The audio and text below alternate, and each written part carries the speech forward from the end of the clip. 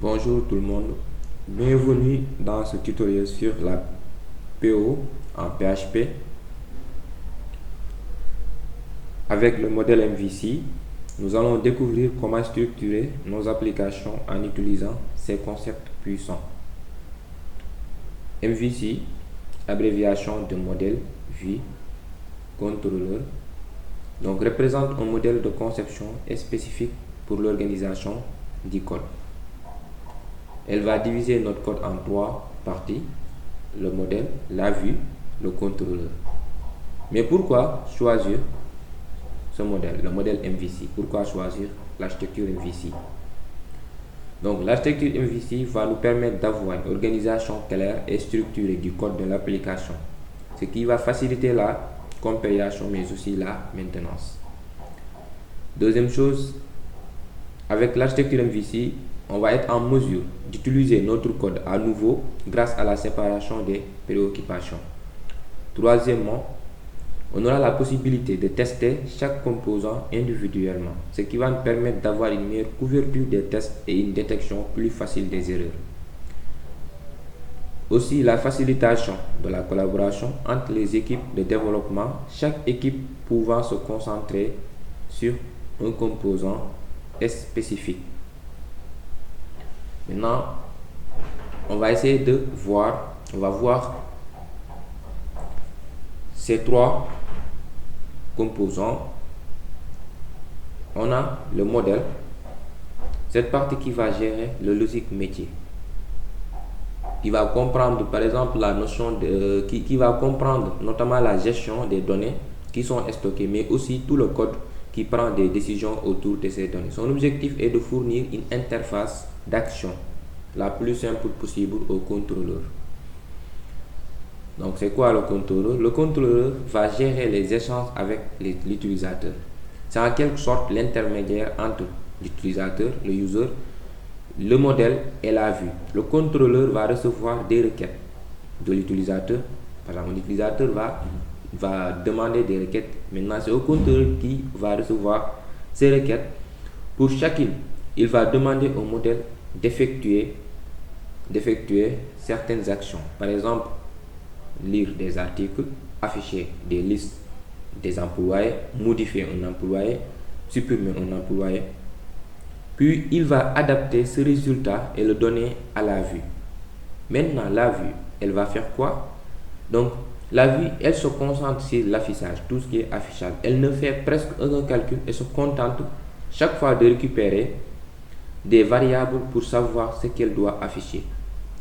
Dans la vue, on y trouve essentiellement du code HTML, mais parfois aussi quelques boucles de code et conditions PHP très simples pour afficher par exemple une liste de messages. Donc on aura besoin des boucles, parfois des conditions dans la vue. Donc c'est comme ça se passe l'échange des informations entre les éléments, mais aussi l'échange du client et l'architecture MVC. Donc on peut aussi se retrouver parfois avec plusieurs contrôleurs. C'est la raison pour laquelle on va faire appel au routeur. Au routeur, c'est un contrôleur frontal. Donc il va nous permettre de faciliter la maintenance. Donc il est plus simple de passer par un contrôleur frontal qui va jouer le rôle de routeur. Son objectif va être d'appeler le bon contrôleur parmi les contrôleurs. Donc, on va travailler ici sur deux sections de code bien distinctes. Il y a l'index.php qui sera le nom de notre routeur en 1. Il y a aussi le routeur étant. Donc, le routeur étant le premier fichier qu'on appelle en général sur un site. C'est normal de le faire dans l'index.php. Il va se charger d'appeler le bon contrôleur. Il y aura aussi un dossier contrôleur, comme le 2 en 2, on aura un dossier contrôleur. Ce dossier contiendra nos contrôleurs dans des fonctions. On va y regrouper nos contrôleurs. Par exemple, je vais prendre index.php qui va afficher la page d'accueil avec la liste des employés. Maintenant, index.php, s'il a une action, par exemple une action post, Cette action post va jouer le rôle de poster, de poster toutes les employés.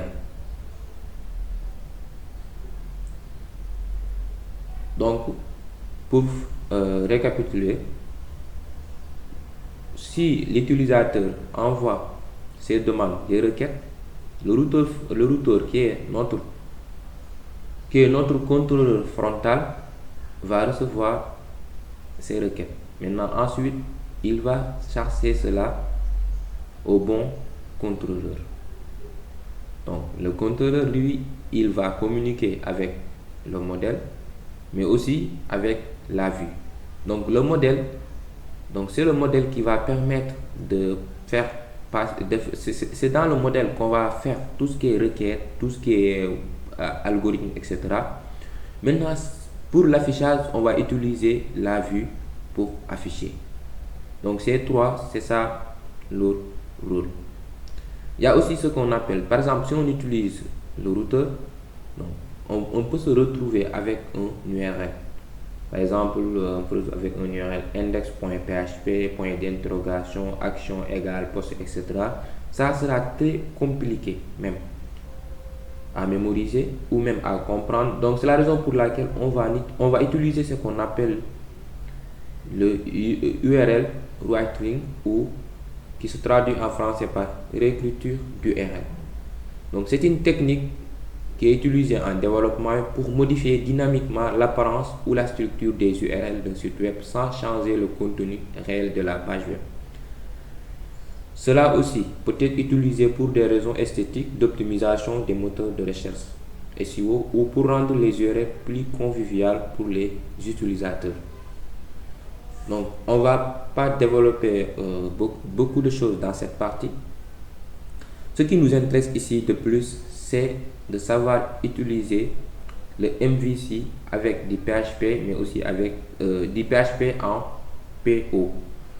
Donc, on va directement vous montrer l'application pratique, la partie pratique. On va utiliser la PO en PHP avec le modèle MVC pour faire une application de gestion des employés. Donc, pour ce qui va rester des vidéos suivantes, tout sera des parties pratiques qu'on va pratiquer à chaque fois. Donc, je vais vous montrer rapidement notre template.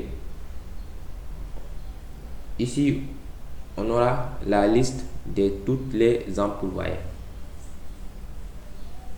Ensuite, pour chaque employé aussi, on peut supprimer, mais aussi on peut modifier, mais aussi on peut ajouter un employé.